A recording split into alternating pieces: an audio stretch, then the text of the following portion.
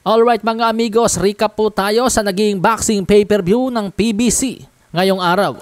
Unahin na natin yung naging main event ng laban sa pagitan ni David Benavides at David Morrell Jr. David the Mexican Monster Benavides wagi by a 12-round unanimous decision kontra kay David Morrell Jr. sa score na 115-111, 115-111 at 118-108 upang tanghaling bagong WBA regular World Light Heavyweight Champion.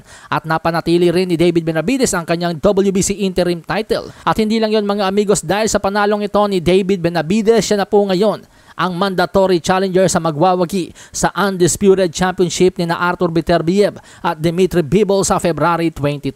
Pero tulad nga po ng inaasahan ng karamihan, naging dikdikan ang sagupaang Benavides-Morrell. Sa katunayan nga po, sa ikalabing-isang round naka-score ng flash knockdown itong si David Morrell Jr. gamit ang check hook. Yun nga lang, napawalang bisa ang sanay 10-8 round para kay Morrell dahil sa sumuntok pa ito sa pagtunog ng bell sa 11th round, dahilan upang bawasan siya ng 1 point ni referee Thomas Taylor. Ngayon, dumako naman po tayo sa naging co-main event ng Benavides-Morrell.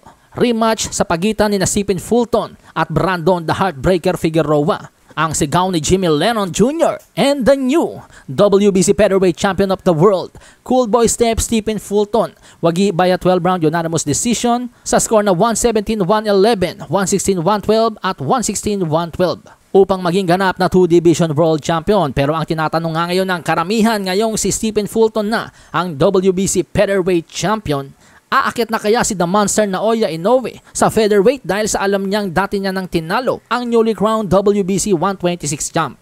Sa kabilang banda, isang fight of the year naman po ang ipinamalas ni former WBA World Super Lightweight Champion Isaac Pitbull Cruz, kung saan nagwagi nga po siya sa pamamagitan ng 10-round unanimous decision kontra kay Angel Fierro sa score na 96-94, 97-93 at 98-92. Dahilan upang magawaran ng WBC Aztec Warrior Belt na isang titulo na inialay sa yumaong dating world champion na si Israel El Magnifico Vasquez. Pero hindi po naging madali ang laban para kay Isaac Pitbull Cruz sapagkat palaban din talaga itong si Angel Fierro. Sa katunayan nga po mga amigos, nung round 3, tinamaan itong si Pitbull Cruz sa kanyang templo dahilan upang pansamantalang mahilo sa laban. At mula sa puntong yon ay lalong lumakas ang loob ni Angel Fierro na parang sinasabing kayang-kaya niyang maipagsabayan kay Pitbull at dalhin ang laban sa sukdulan.